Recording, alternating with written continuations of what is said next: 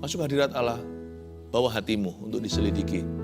Tuhan pasti memunculkan emas perak rohani dan mahkota sorgawi di dalam jiwamu yang mulia itu. Tuhan akan membagikan spiritnya kepada kita hari ini dan mengubah orang berdosa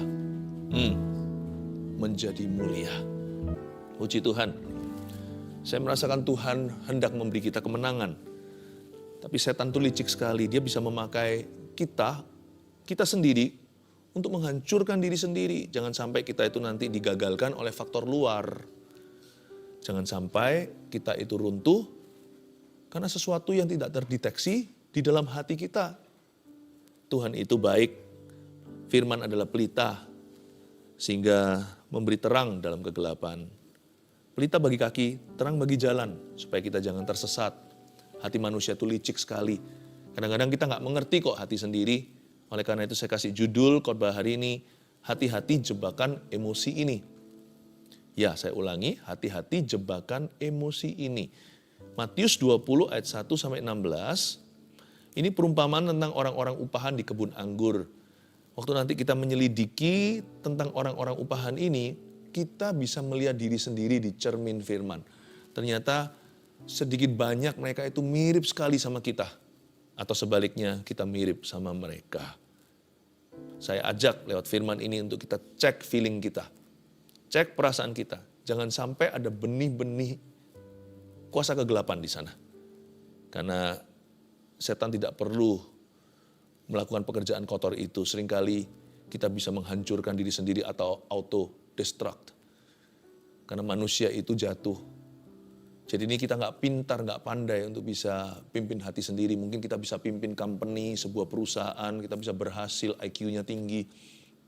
Tapi soal hati, nggak bisa, hanya Roh Kudus yang tahu. Kalau kita mau berjalan dalam kebenaran, kita harus berikan pucuk pimpinan itu kepada Tuhan.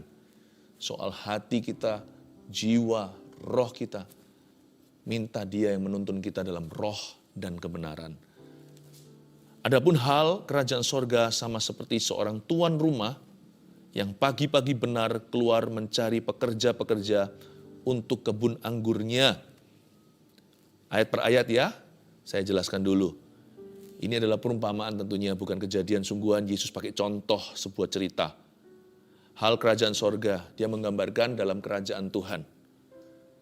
Ada seorang tuan rumah, kita semua tahu tuan rumah itu yang memiliki hidup kita. Tiada lain adalah Allah Bapa. Dan tiada lain juga tentunya adalah Tuhan Yesus sendiri. Tuan rumah itu pagi-pagi benar keluar mencari pekerja-pekerja untuk kebun anggurnya. Tuhan itu memanggil kita untuk melayani Dia. Berarti status kita dalam perumpamaan ini adalah seorang pekerja. Kita itu pekerja-pekerja di kebun anggurnya, di ladang Tuhan. Ladang Tuhan itu apakah misi? Apakah ministry, pelayanan? Ladang Tuhan itu hidup kita. Hidup kita itu ladangnya Allah. Kita mesti mengerjakan keselamatan kita. Dan status kita, sekali lagi, kita itu workers, bukan owners. Kita bukan pemilik kebun anggur itu. Kita tidak memiliki hidup kita sendiri. Hidup kita itu ada yang punya. Hidup kita itu milik Yesus. Hidup kita itu milik Tuhan. Kita itu hanyalah pekerja-pekerjanya. Tiada lain, kita hanyalah hamba-hambanya. We are all but the servants of God. Kita semuanya hanyalah hamba-hamba Tuhan. Kerap kali kita dengar kata hamba Tuhan itu langsung diasosiasikan dengan kependetaan. Oh, hamba Tuhan itu, hamba Tuhan ini. Iya sih. Tapi setiap orang Kristen, setiap anak Tuhan itu hamba Tuhan. Karena kita punya satu Tuhan, yaitu Yesus Kristus Tuhan. Adapun hal kerajaan sorga sama seperti seorang tuan rumah yang pagi-pagi benar keluar cari apa? Pekerja-pekerja untuk kebun anggurnya. Kita adalah pelayan-pelayan Tuhan. Setelah ia sepakat dengan pekerja-pekerja itu mengenai upah berapa? Sedinar sehari, ia menyuruh mereka ke kebun anggurnya.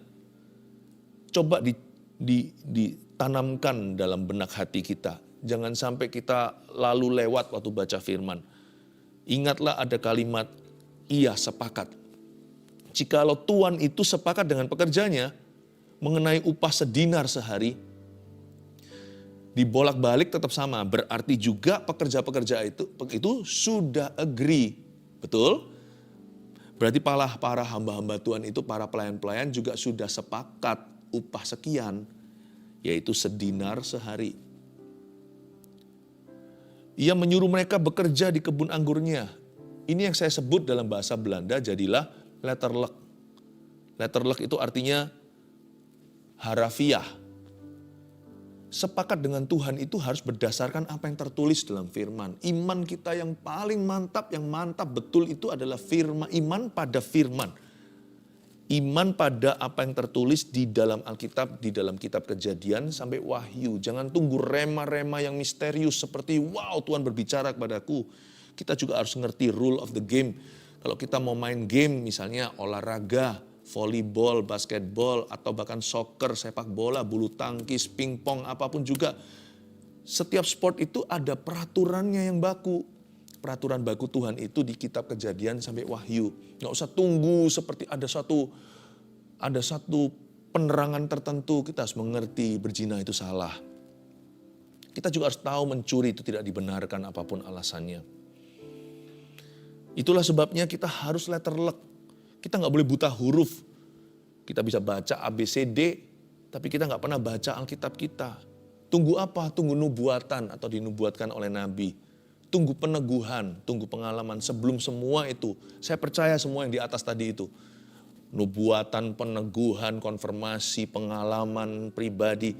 Sebelum semuanya itu, fondasi kita bangun di atas dasar batu karang yang teguh, jangan pasir. Rumah runtuh nanti kalau badai taufan datang. Kalau kita mau iman kita itu kuat, kita harus belajar letterlek, belajar sepakat dengan Tuhan sesuai agreement.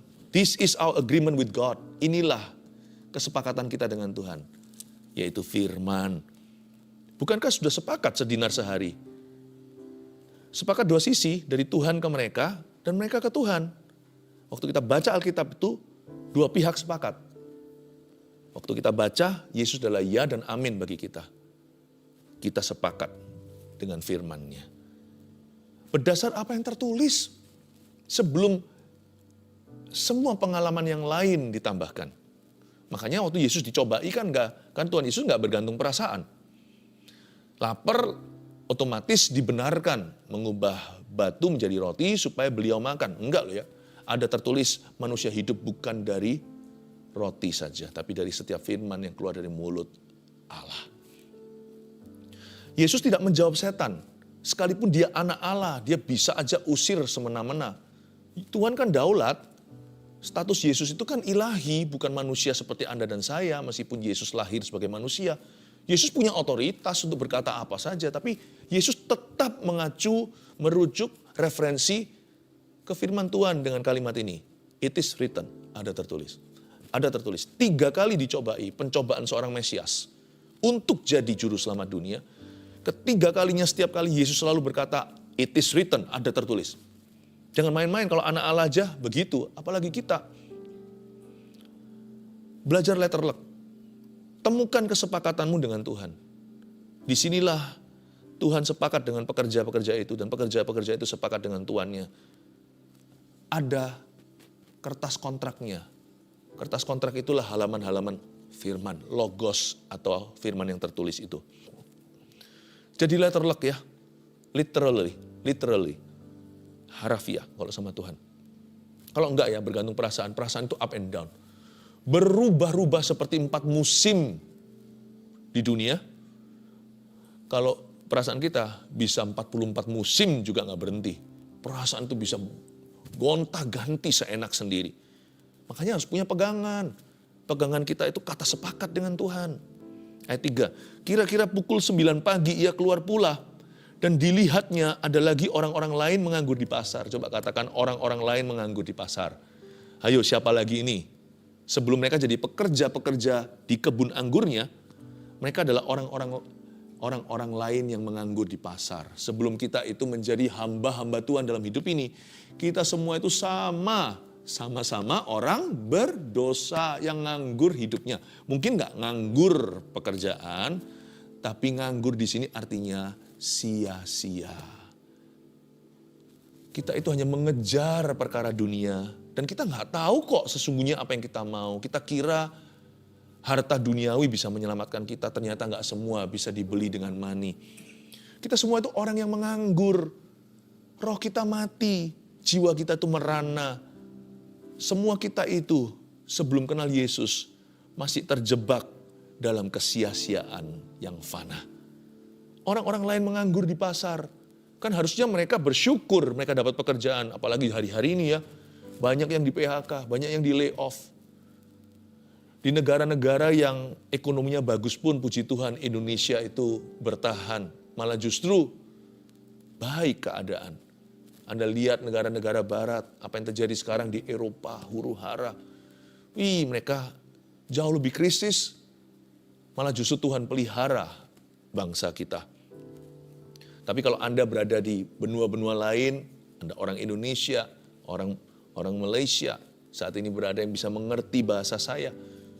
Ada di benua lain, jadilah berkat, jadilah terang, percayalah. Dalam Kristus ada keluputan. Tapi coba lihat, banyak orang itu sekarang sengsara, susah cari kerja. Mestinya kan kita bersyukur ya dikasih pekerjaan apapun, asal upahnya itu UMR-nya ada atau upah minimal. Janganlah kita mentang-mentang saya itu sarjana 1, sarjana 2, S3. Nggak tentu hari-hari ini itu menggaransi atau menjamin suatu kelangsungan. Nggak tentu itu akan garanti sebuah pekerjaan. Ini orang-orang lain kan nganggur di pasar. Coba lihat latar belakang supaya nanti yang namanya kacang, jangan lupa kulitnya. Ya, ini orang-orang semuanya preman. Preman di pasar, jagal pasar itu. Tapi Yesus entaskan mereka dari kehidupan yang sia-sia, dikasih kerja. Ayat 4 katanya kepada mereka, pergi jugalah kamu ke kebun anggurku, dan apa yang pantas akan kuberikan kepadamu, dan mereka pun pergilah. Jam 9 Tuhan panggil lagi setelah tadi pagi. Dan Tuhan berkata yang sama, kamu kerja ya untuk saya di kebun anggurku, dan apa yang pantas akan kuberikan kepadamu. Harusnya orang berdosa seperti kita yang gak layak terima apa-apa kecuali neraka, belajar percayalah upah kita atau bonusnya dari Tuhan. Gak dikasih upah juga kalau kita itu bisa menjadi milik Tuhan, itu sudah mimpi apa. Nama kita tertulis dalam kitab kehidupan jikalau belum ada mujizat terjadi. Sampai mati pun tidak ada berkat lagi, gak apa-apa. Asal masuk sorga, bahasa anak kecilnya. Apa yang pantas akan kuberikan kepadamu. Sama Tuhan itu jangan berdebat gini loh Tuhan. Tuhan gak fair, Tuhan gak fair, Tuhan gak adil. Tuhan itu sudah lebih dari pantas. Untuk bisa menerima kita itu sudah tidak seyogya atau selayaknya.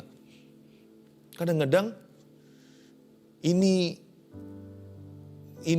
kadang-kadang orang-orang ini yang diselamatkan lupa diri, lupa daratan. Dan Tuhan berkata, dan apa yang pantas pasti kuberikan padamu. Believe, percayalah bahwa God is good, God is just. Allah itu baik, Allah itu adil. Allah itu adil gak tentu sesuai dengan fair, definisi fairnya manusia. Tapi percayalah, apapun yang Tuhan berikan dan percayakan pada kita, today, itu pantas, sudah pantas di matanya. Jangan ngomel, jangan merasa kurang melulu. Dan hari ini kalau kita diberkati juga jangan lupa diri. Kalau kita masih merasa kurang juga jangan mengeluh.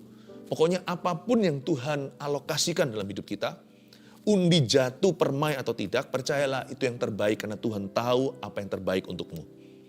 Apa yang pantas akan kuberikan. Jangan jadi penasihat Tuhan.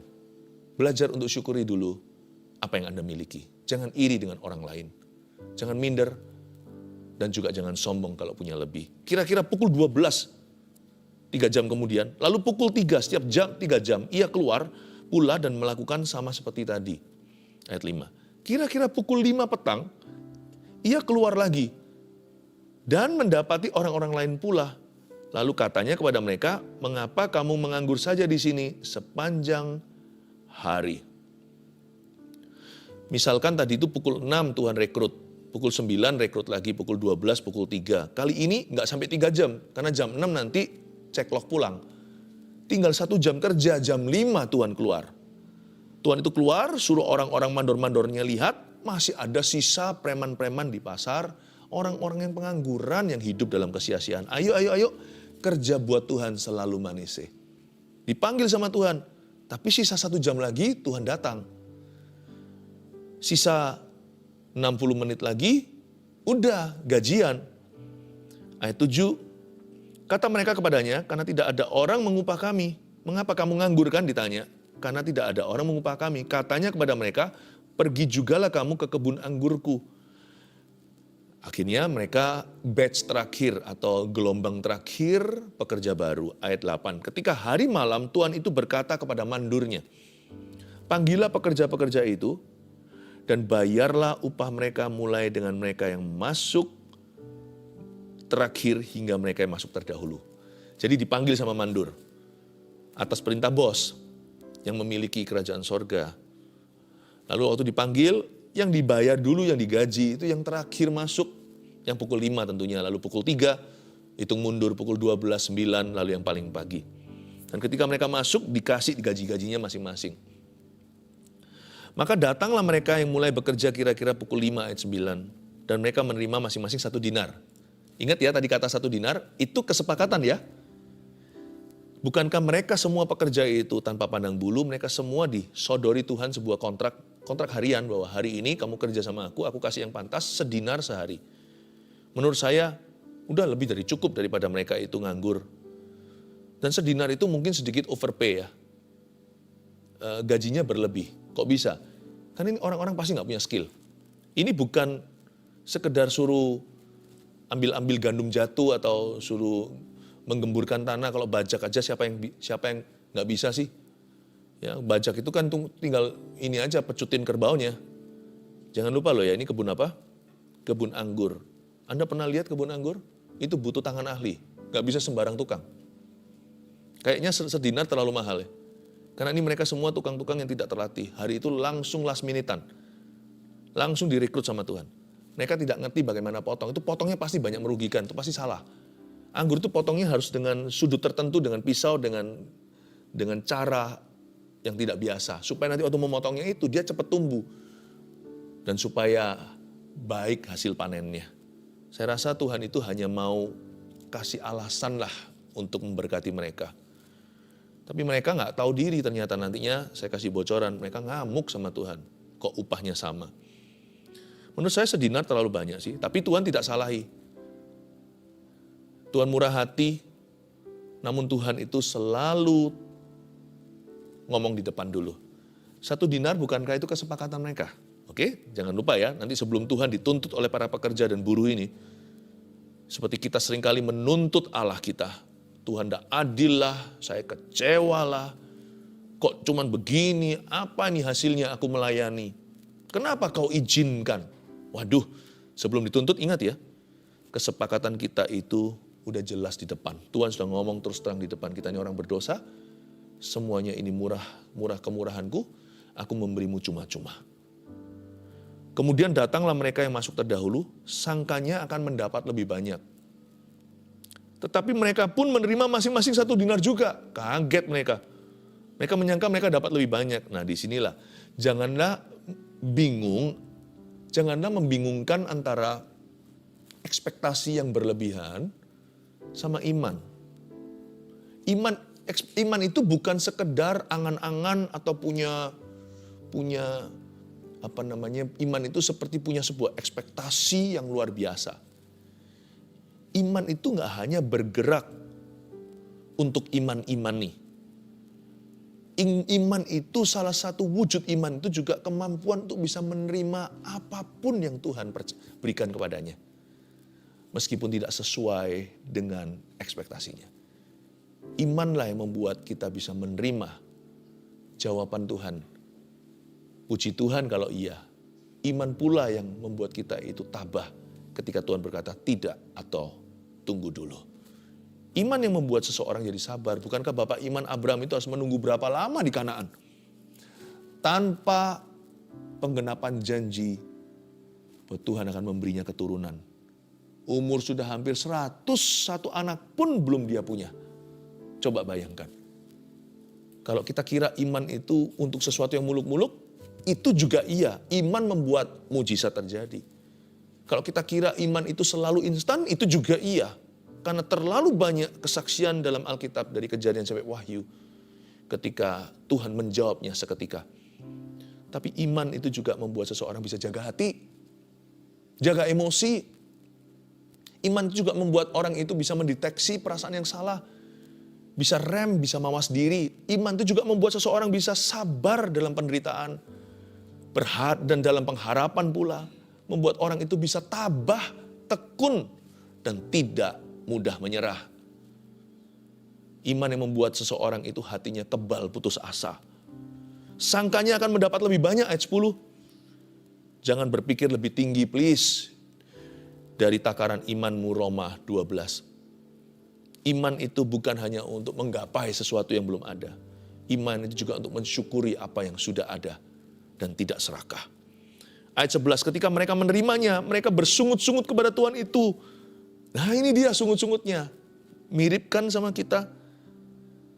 Dari ayat 11 saya ingin menjelaskan bahwa yang namanya manusia, human sense of fairness is oftenly wrong dalam bahasa Inggrisnya. Kita punya perasaan tentang apa itu fair, apa itu bukan, itu seringkali salah. Karena kita ini keturunan Adam dan Hawa udah jatuh, kita ini semua udah juling rohani. Nggak bisa lihat secara objektif dari sudut pandang Allah atau kekekalan. Ketika mereka menerimanya, mereka dapat 1 dinar. Mereka bersungut-sungut kepada Tuhan itu. Apalagi yang pukul 6 dan pukul 9 yang paling pagi masuk kerja. Human sense of fairness bahaya. Ketika kita merasa berhak menerima sesuatu. Aku berhak untuk dilayani. Aku berhak untuk diperlakukan lebih. Aku berhak untuk dimengerti. Aku berhak untuk didengarkan. Aku berhak dong aku. Doaku dijawab sama Tuhan. Aku berhak atas mujizat. Aku berhak atas berkat. Tuhan harus jawab aku. Bahkan kadang-kadang kekonyolan itu bisa berlanjut separah ini. Aku mau Tuhan buktikan bahwa Tuhan itu ada. Sebenarnya Tuhan itu bukan terdakwa, kita yang terdakwa. Kenapa Tuhan harus buktikan apa-apa? Coba bayangkan kalau Tuhan balik itu. Kamu harus buktikan ini itu baru masuk surga. Nggak masuk kita semua. Nggak ada satupun. Sebab Alkitab mengatakan dengan jelas kesalahan manusia itu kain kotor. Seperti kain haid wanita. Ada orang yang berani sampai bilang, aku mau Tuhan buktikan bahwa dia mencintai aku. Tapi anehnya ya, ini saya anggap aneh. Tidak jarang Tuhan itu buktikan.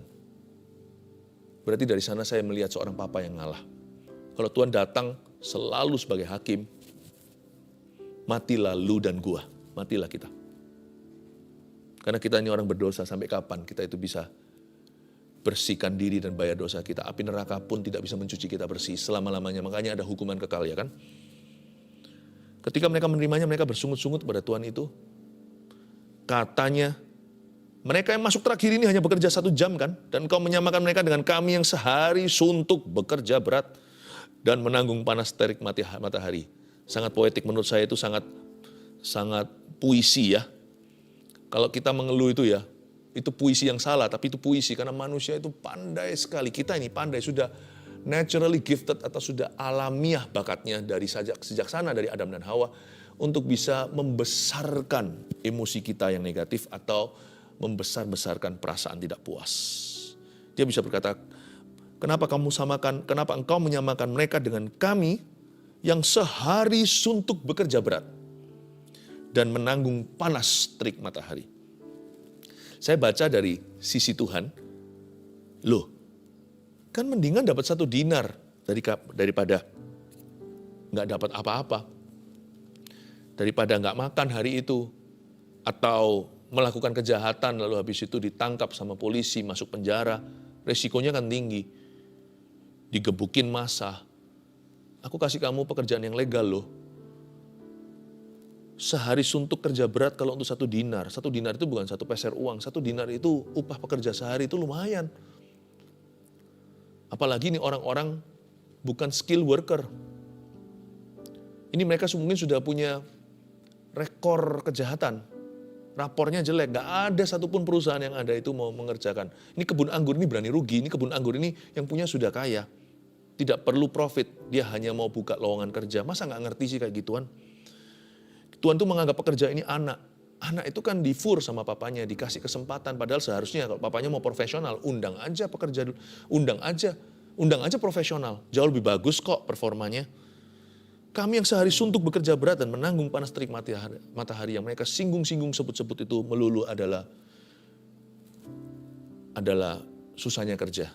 Mereka tidak sama sekali bersyukur untuk upah cuma-cuma. Tetapi Tuhan itu menjawab seorang dari mereka. Tuhan gak marah. Saudara. Waduh, indahnya Tuhan ya. Dipanggil saudara. Tuhan gak mentang-mentang dia yang punya. Tuhan itu gak punya bossy attitude atau sikap hati seorang bos. Gak ada. Saudara, aku tidak berlaku tidak adil terhadap engkau. Bukankah kita telah sepakat sedinar sehari? Pertama Tuhan sebut mereka dengan sebutan hangat. My brothers, saudaraku. Dia menyamakan diri dengan mereka. Aku tidak berlaku tidak adil loh. Bukan Tuhan membela diri, Tuhan mencelikkan mata rohani atau mata nurani. Aku tidak berlaku tidak adil sebab human sense of fairness itu wrong. Yang apa yang kita rasakan sebagai fair itu sering salah, tapi sense keadilan Tuhan itu selalu benar. Tuhan itu tahu hitung-hitungannya. Apa yang disebut fair sama manusia itu bukan keadilan Allah. Tapi apa yang disebut adil sama Allah sekalipun gak tentu fair di mata manusia, itu adil tenan, itu adil beneran. Karena Allah kita maha adil. Bukankah kita sudah sepakat sedinar sehari? Ambillah bagianmu dan pergilah. Aku mau memberikan kepada orang yang masuk terakhir ini sama seperti kepadamu. Tidakkah aku bebas mempergunakan milikku menurut kehendak hatiku? Bukankah aku bebas? Kan kamu berkata iya jam 9 tadi. Kan saya tidak memberikan jaminan nanti gak ada orang jam berapa, kan urusan saya. Sisa harta saya di luar sedinar untukmu hari ini. Mau saya apakan kan terserah aku. Kalau aku mau undang orang lain nanti agak siangan lalu saya bayar dia sama. Atau bahkan dia gak usah kerja untuk saya kasih dia uang. Gak apa-apa kan? Buktinya tadi Anda berkata iya waktu saya kasih lowongan. Anda bisa dan Anda juga berhak untuk berkata tidak. Kenapa Anda tidak berkata tidak? Karena sedinar itu sangat-sangat handsome to you. Sedinar itu berkata, wow, ini uang nganggur. Uang muda. Sehari dibayar segitu. Berarti Anda juga setuju dan Anda mau. Tapi kan urusan saya. Ayat 15a ini saya jelaskan suatu prinsip sederhana. Bagaimana sih kita ini manusia yang fana, orang berdosa, boleh kecewa dengan kedaulatan Tuhan. Mana boleh kita kecewa sama Tuhan. Tuhan gak utang sama kita. Sebaliknya kita lah yang berhutang sama Tuhan. Kalau ada orang, kalau misalnya Anda hutang sama saya 1 juta rupiah, saya bebaskan. Lalu habis itu ada satu orang yang hutang sama saya 100 juta rupiah, saya bebaskan juga nantinya. Anda jangan marah sama saya. Tahu gitu saya hutang sama Anda 100 juta, itu dikasih. Loh, itu urusan saya. Apakah 1 juta saya penjarakan, 100 juta juga, itu urusan saya. Apakah saya tuntut atau tidak? Tidakkah aku bebas mempergunakan hakku? Bukankah aku yang punya uangku? Aku yang punya kebun anggur ini. Bahkan dalam perumpamaan ini gak tertulis, tapi saya tambahkan dalam doktrin firman dengan jelas bahwa Tuhan bahkan memiliki kita. Atau iri hatikah engkau karena aku murah hati? Nah ini dia. Tuhan langsung expose motivasinya. Tahu gak Tuhan telanjangi mereka? Apa yang membuat mereka iri? Motivasinya adalah pride atau kesombongan. Itu yang disebut dengan spirit of entitlement atau roh yang merasa dirinya layak menerima. Aku berhak, nah itu adalah akarnya perasaan berhak itu adalah kesombongan dan lupa diri. Ayat 16, demikianlah orang yang terakhir ya akan menjadi terdahulu, dan yang terdahulu akan menjadi yang terakhir. Saya ada satu renungan di sini. Menurut saya sih, upahnya sama-sama sedinar, tapi yang diuntungkan itu yang pukul 6. Lalu kemudian pukul 9, mau tahu kenapa? Memang sama-sama dapat sedinar, tapi kalau mereka nggak bersungut, mereka akan berubah statusnya dari pekerja harian, mungkin dijadikan pekerja tetap sama Tuhan. Dan kalau saya jadi tuan kebun anggur ini, saya pasti ambil yang jam 6, karena lebih pengalaman. Ada sesuatu yang nggak bisa diukur dengan sedinar. Experience. Karena dia motong pukul 9 salah semua, mandurnya ajari. Waktu dia sampai pukul 12 dia sudah mahir. Sedangkan yang pukul 5 paling cuma ambil-ambil sampah. Nanti kalau sampai dia nggak sungut, sayangnya semua yang early, yang awal itu sungut semua, makanya nggak kepake sama Tuhan. Nggak dipakai lagi lah sama Tuhan, cuma sekali itu saja. Kalau saya jam 6, 9 sama jam 12 lah. Mereka sungguh-sungguh dan terima dengan legawa, lapang dada dan berkata, terima kasih ya Tuhan, Kau baik dan murah hati. Saya pasti berkata, kembali. Yang jam 5 pergi, jam 3 juga pergi. Jam 6, 9, 12 saya panggil, sini. Bisa nggak tekan kontrak pekerja tetap, bayaranmu bukan 1 dinar, tapi 100 dinar? Boleh nggak? Karena kamu akan jadi mandorku. Kadang-kadang kita itu jangan kecewa dulu. Orang kecewa nggak bisa mikir. Orang yang legawa itu mikirnya itu jernih. Menurut saya itu advantage, itu kelebihan. Yang sama-sama dapat 1 dinar, tapi masuknya lebih dini atau lebih awal. Saya kasih 3 poin, catat ini sebagai rangkuman. Hati-hati jebakan emosi ini ya, karena ini yang menggagalkan kita dari dalam. Ini kalau nggak terdeteksi, check your feeling, setan nggak perlu menghancurkanmu. Anda bisa menghancurkan diri sendiri. Dan imanmu akan kandas, runtuh, kasih mula-mulamu akan hilang, memulai dengan roh berat, mengakhirinya dengan daging dan dalam kesalahan. Karena itu yang pertama, yang perlu diwaspadai adalah ekspektasi yang berlebihan. Disinilah iman yang kelihatan kayak iman ternyata nafsu. Ini iman yang tidak ada penguasaan diri, pengendalian diri, dan tidak ada penjagaan hati. Dia akhirnya dari iman menjadi nafsu. Makanya itu perlu untuk beriman, namun juga perlu atau penting untuk berserah. Berimanlah pada firman, itu yang utama. 2, perasaan berhak. Bahasa Inggrisnya spirit of entitlement atau perasaan berhak itu ternyata adalah the spirit of pride. Itu adalah roh sombong. Buang itu. 3, kecewa dengan Tuhan. Seperti saya katakan tadi, jangan keburu kecewa.